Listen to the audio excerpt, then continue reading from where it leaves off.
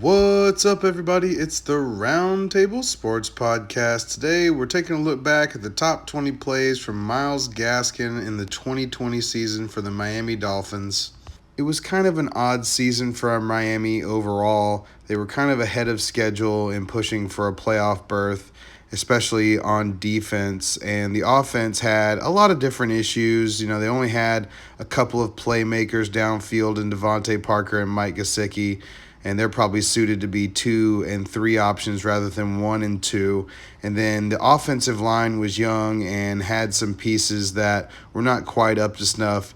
Getting rid of Eric Flowers certainly can't do anything to hurt the offensive line, and Austin Jackson wasn't quite ready after his bone marrow procedure in his rookie season. Then you throw in the fact that Chan Gailey's offense was a little behind the times and wasn't something I was super excited about watching game to game.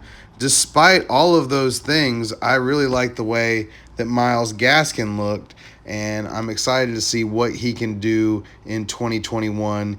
Somehow he seems a little slight despite being 5'9", 209, and it does seem like it pigeonholes him into more of a Kamara type role where he might be the alpha back, but it might also be smart to limit his touches overall, even though it was very apparent from the very get-go that he was the most explosive back that Miami had, even though they insisted on using Jordan Howard and Matt Breida to start. Once they kind of put those two on the shelf and started giving the ball to Myles, especially in the goal line, he was able to succeed and use his speed to create angles that defenders couldn't quite keep up with.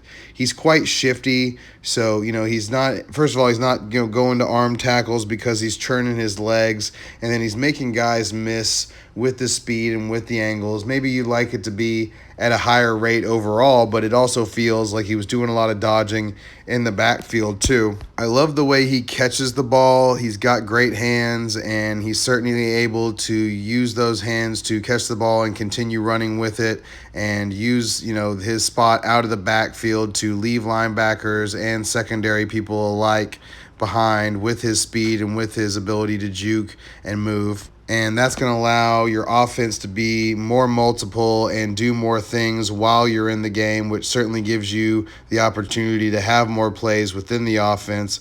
Like I said, he might not be, getting 400 carries or anything, but at the same time, I can see him being the lead back in this offense. And I think he gives Miami the best chance to really get big plays at this point, because they didn't really add a whole ton else. And then they threw some resources at their offensive line as well. So I'm excited to see Kara Skura, DJ Fluker, no Eric Flowers, another year of development for Austin Jackson. There's a lot of things that could develop for the line.